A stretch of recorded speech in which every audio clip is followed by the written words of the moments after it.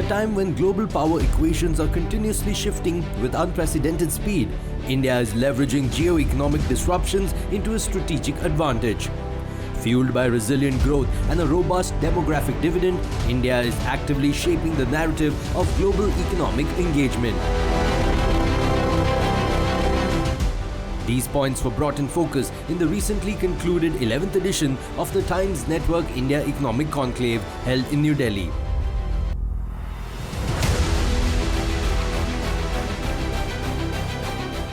This year, the theme of IDFC First Bank Presents India Economic Conclave was Navigating Geoeconomics, in line with the current flux in the world order. Coming up next in this episode is Sridhar Vembu, co-founder and chief scientist, Zoho Corporation, who shares his thoughts on powering IT innovations in India. First, the landscape. We lived for 30 to 40 years under the Washington Consensus. That was 1991.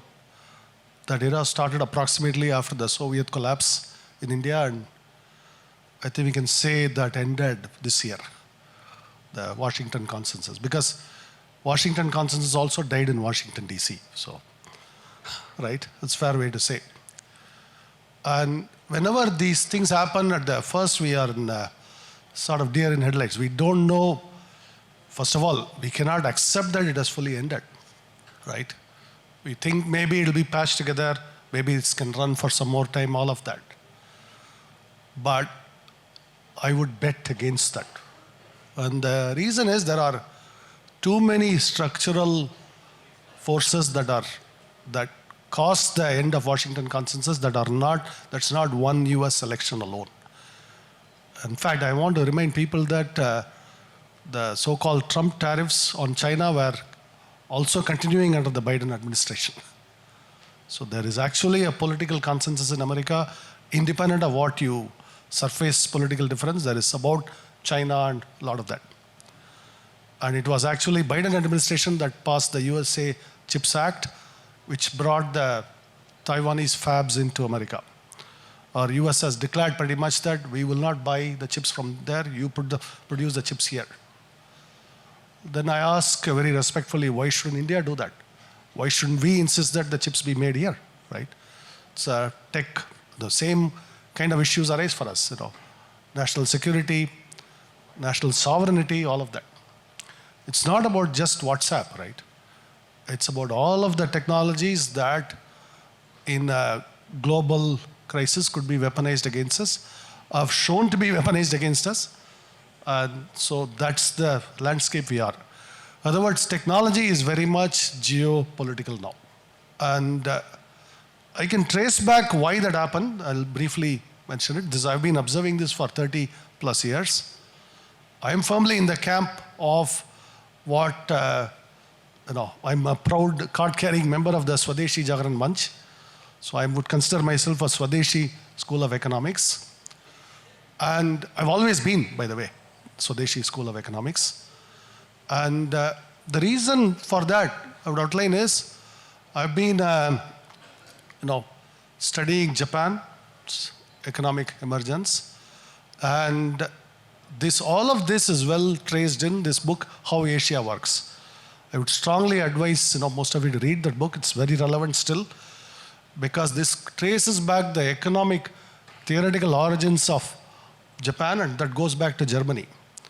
And that goes back to 1870s, actually, that late, that early. In fact, it was a debate between Adam Smith and German economist Friedrich List. We are all familiar with Adam Smith. Most of us probably are not familiar with List. List developed this school called the National Economic School, what we would consider Swadeshi economics here. And German blueprint was the National List Economic School. At that time, of course, the UK was the industrial power. It was assumed that continental Europe will not develop. And they had, of course, only the Protestant nations can develop, Catholic nations cannot develop all of those things in Europe at that time. In other words, whenever somebody develops, they think other people cannot develop. In fact, Japan assumed China can never develop, right? So, and that was much later.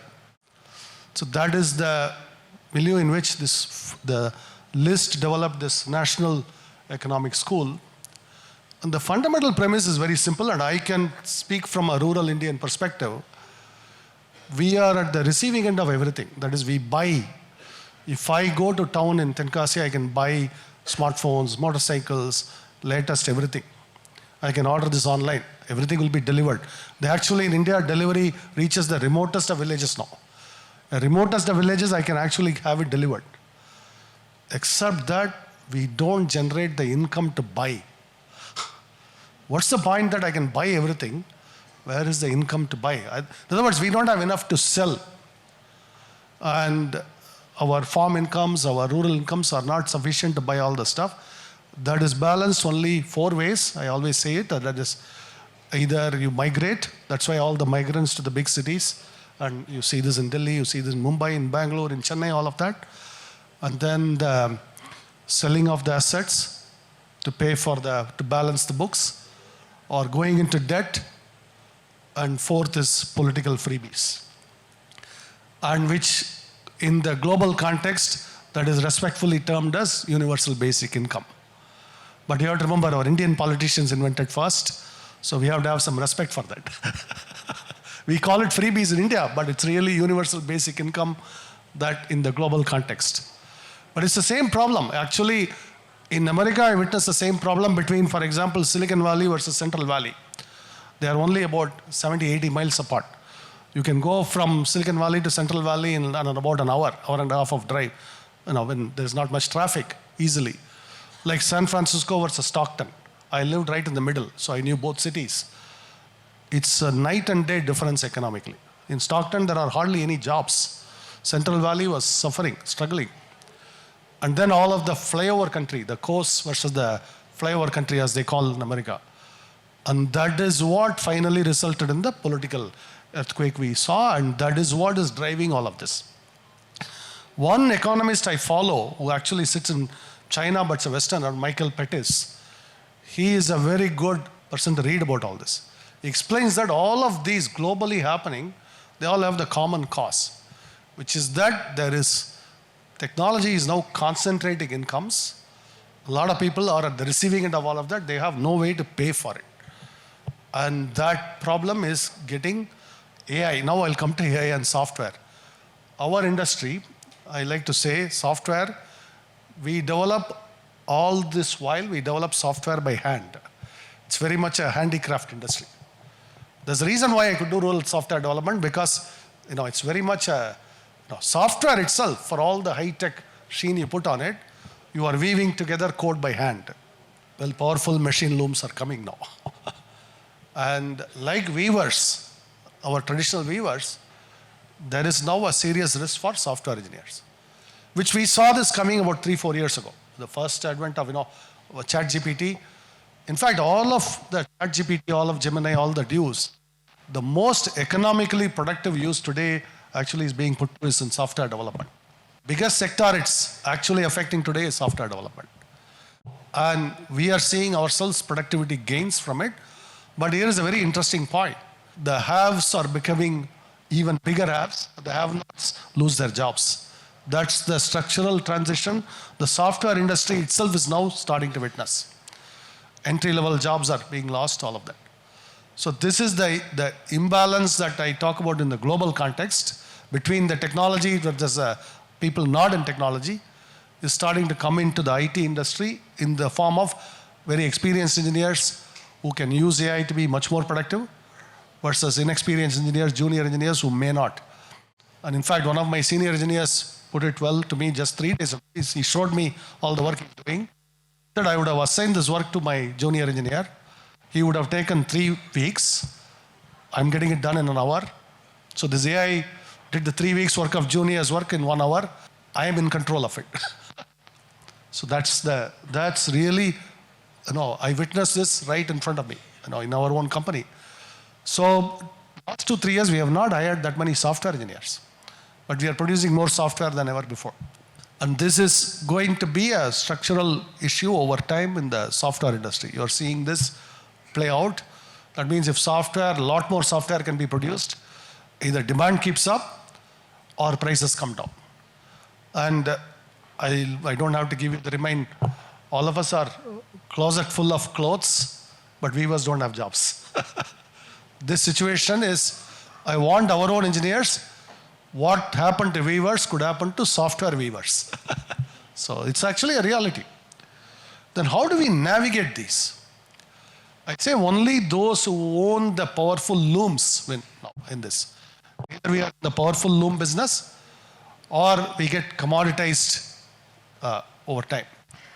So we are investing in those powerful loom business ourselves. We are investing in those and we have seen some good results. We are actually producing our own tooling for it, for software, as I say, that can help the average engineer to be much more productive or the senior engineer to be more productive.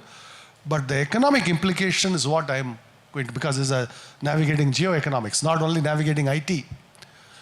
If you are a software consumer, you should expect prices to come down, choices to go up, just like what happened in textiles, all of it.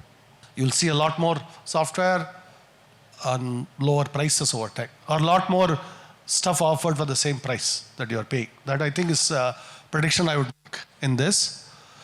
But if you're a software engineer, I'm not so this thing.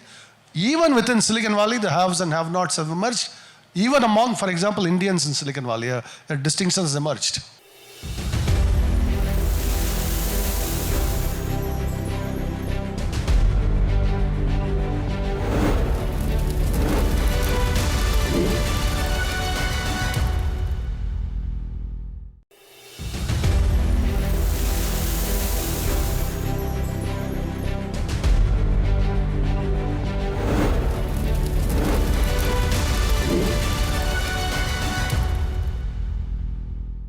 About a year ago, I was walking down in a park in Cupertino, near very close to Apple's quarters. I was there for a business visit, and there was somebody, a middle-aged person, approached me in the park and said, "I got laid off from one of the big tech companies, and he's Indian, and I haven't found a job, and nobody would hire people like me at my age. And he's not very old; he's only but maybe 45."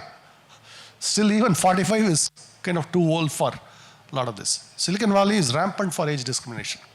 So even among Indians in Silicon Valley, those who have been there 25 years, who are in sort of middling jobs in software, are worried. That's the navigation. On the other hand, you will hear Meta hiring 30-year-old, 25-year-old AI experts for $5 million, $10 million, $20 million. This is again the imbalance I'm talking about. Your average person income is maybe going down, but the highest incomes are going up more rapidly. This is what is driving entirety of both geoeconomics, inevitably geopolitics, because economics is politics in the end. And even within China, this is something that I posted on X recently, China has a massive surplus of college graduates. China has educated, is sending more of its youth to college than many Western countries now, most Western countries today. And China is the factory for the world. All of us buy everything made in China, right? Yet Chinese factories have labor shortages. Chinese college graduates are going underemployed or unemployed. This is unemployment among college graduates is a serious issue in China. So there is a mismatch between what kind of training people are getting versus what kind of jobs being produced. The factory sector is automating. So China is now a global leader in factory automation now. And they are exporting the surplus goods, of course, to countries like us. This is another geoeconomic imbalance where the Chinese trade surpluses are actually have been increasing, even after the American tariffs, where they have found other countries to absorb the surplus. And they don't generate enough domestic demand because their own young people don't have enough well-paying jobs. This is a Chinese imbalance. In other words, they can produce everything several times over. They can supply everyone in the world, but they don't generate the demand. So this is the imbalance that is, you will see this in Indian politics, rural versus urban things you see is the same fundamental economic issue. And I am seeing on the one side, a hotshot AI engineer getting paid very high wages, even, we pay them. And I see school teachers in Tenkasi who are BSc graduate or something struggling to find a 10,000 rupees, 15,000 rupees a month job. This is the imbalance that we are generating, and this has to be a fundamental rethinking of all of how the geoeconomic principles, and that is what I think we are beginning to do. We're in the very early stages. But I can assure you that whatever happened in the last 30, 40 years is not going to keep on running, because the frictions, the imbalances, political earthquakes will keep happening because the fundamental economics of this is now broken. And you have a mismatch between where the supply is getting created versus who needs to consume all of that supply. And that is what we are seeing. And I'm seeing it within businesses, I'm seeing it within software, I'm seeing it in the globalized level. And I am an optimist. So I say, I'm investing in rural areas, we are creating income, we're creating all of this. But still there is we are described as a largest software company out of India, product company out of India. But I'll give you a scale difference. We would be, maybe clearing 2 billion soon, within the next few months, 2 billion annual run rate. Meanwhile, Microsoft would be at about 400 billion run rate. So you see the imbalance, right? And we are the largest in India. The largest in India is 2 billion, and the next largest is not yet a billion, maybe 700 million. Then the third would be like 300 million. Meanwhile, in US, you'll see 400 billion, 350 billion, 400 billion, 300 billion, 200 billion. There will be first companies that cross 150 billion in America now. That's the level of imbalance in this industry. And if we hope to be technologically sovereign, we cannot afford not to invest. But even to invest, you require, GPUs, for example. You can easily consume $20 billion in GPUs today. Easily. And how many companies in India have 20 billion lying around on their balance sheet to invest? The balance sheet capacity to invest. So this is the scale we are looking at. But I told you I'm an optimist. Why am I an optimist? A lot of these problems, there's also brain power involved. We do have abundant brain power. That I can assure you. We have abundant brain power. We are tapping it in rural India. So we have to find a way to invent that doesn't necessarily involve the 20 billion investment. Maybe we can do it with 200 million investment.